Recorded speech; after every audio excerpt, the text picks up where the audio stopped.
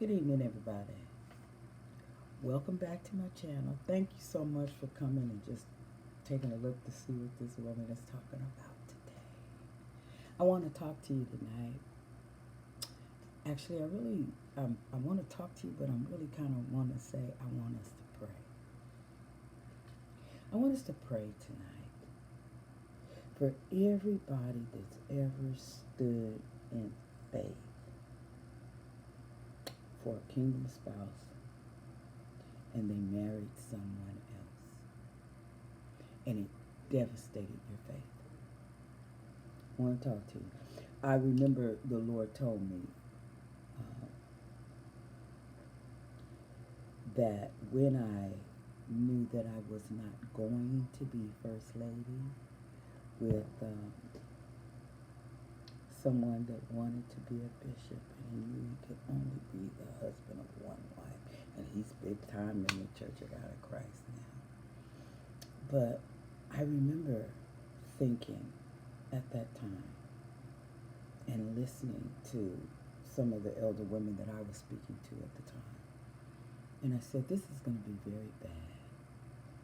This is going to be really, really bad in the church if it's not addressed. And sure enough, I've only heard it addressed one time across the pulpit. And that was Bishop Yvette Flunder just before she left Love Center. And right in the middle of her sermon, she said, children, God did not tell 100 of you that you're going to marry the bishop. And I remember the explosion of commentary in the room. And I thought about how I've watched for years the gossips taking people apart over something so sacred as love.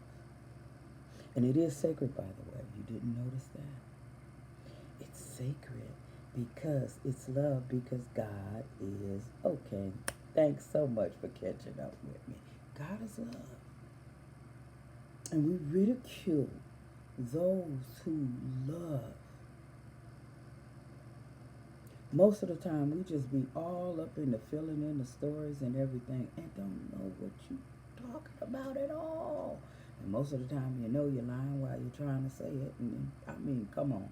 Somebody has to stand up and tell the truth about this thing.